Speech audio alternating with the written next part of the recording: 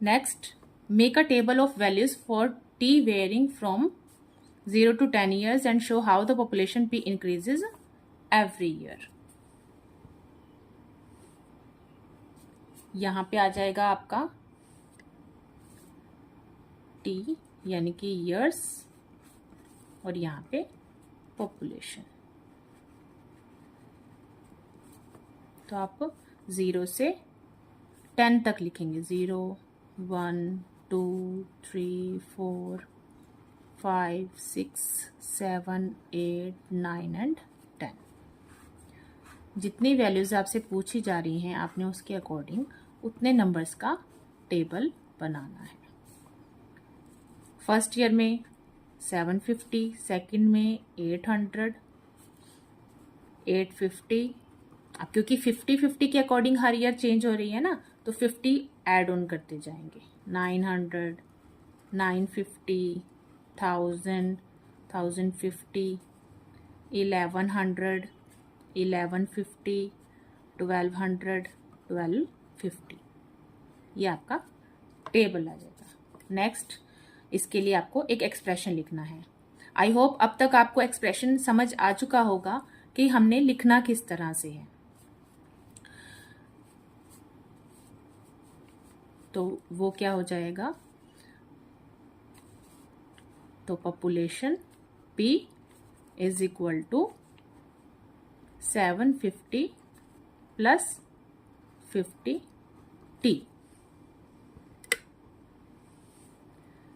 Last में ये line जरूर लिखनी है जब उसने पूछा है कि why it represent linear growth, क्योंकि इसमें ऐड ऑन हो रहा है और कांस्टेंट एक अमाउंट है, कांस्टेंट पॉपुलेशन है जो ऐड हो रही है, बढ़ या कम नहीं हो रही है. तो इसको आप लिखेंगे this represents linear growth because the population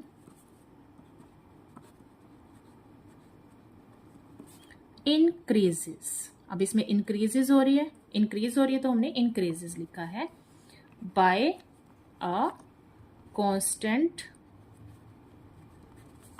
number. क्या है constant number? 50 people every year.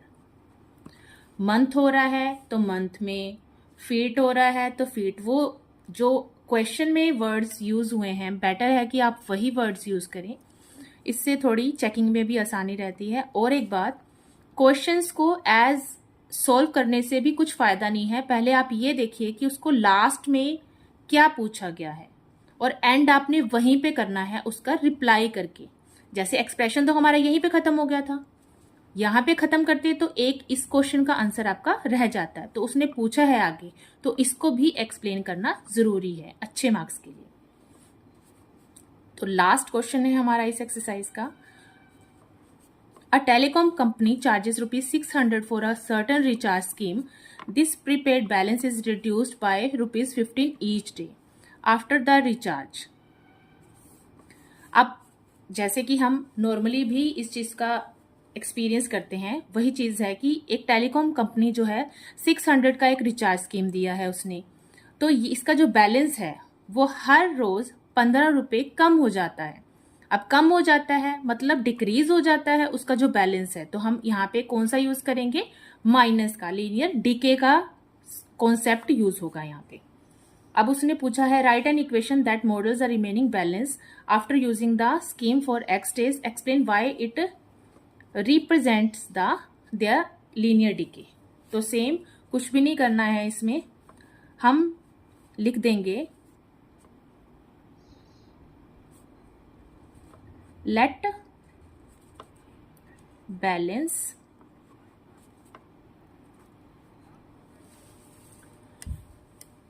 is equal to bx.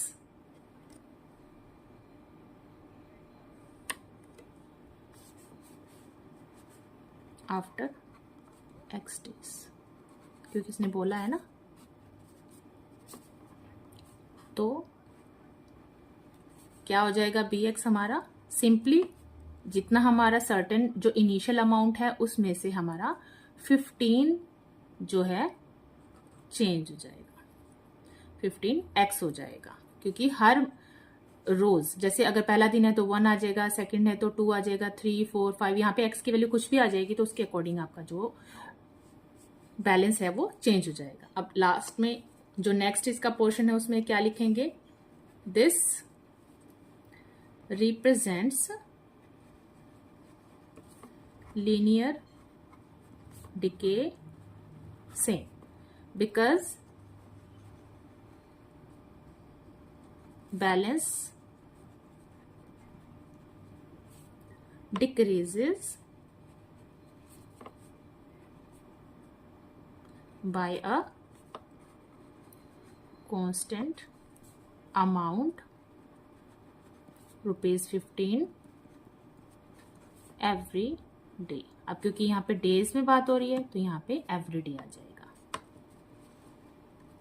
Next, after how many days will the balance run out, मतलब x की कौन सी वैल्यू ऐसी होगी जहां के जो लगाने के बाद जो ये हमारा है ये बैलेंस ही 0 हो जाएगा कि उसका रिचार्ज कब खत्म हो जाए। तो इसके लिए हम क्या करेंगे, जैसे पिछली एक्सरसाइजेस में 0 निकालते थे ना, जब आपने लास्ट ईयर किया हुआ है, 0 ऑफ द पॉलिनोमियल निकालना है इसमें, तो इसे ऐसे सॉल्व करेंगे, व्हेन बैलेंस रन्स आउट, मतलब कि ये जो पॉलिनोमियल है ऐसी x की वैल्यू कि इससे जो लगाने के बाद इस पॉलिनोमियल की वैल्यू क्या हो जाएगी, 0। तो हम लिख देते हैं ये 0 होना चाहिए, यहां से हम x की वैल्यू निकाल लेंगे। अलजेब्रिक एक्सप्रेशन आपने पिछली एक्सरसाइज पिछली क्लास में भी सोल्व किए हैं, तो सेम प्रोसीजर के साथ हम यहाँ पे x की वैल्यू निकाल लेंगे। तो x की वैल्यू क्या आ जाएगी, 40। तो balance will run out after 40 days. I hope आपको क्लियर हो चुका होगा ये। नेक्स्ट है, make a table of values for x varying from 1 to 10 days, show how the balance reduces with the time. For next video, stay tuned. Thank you.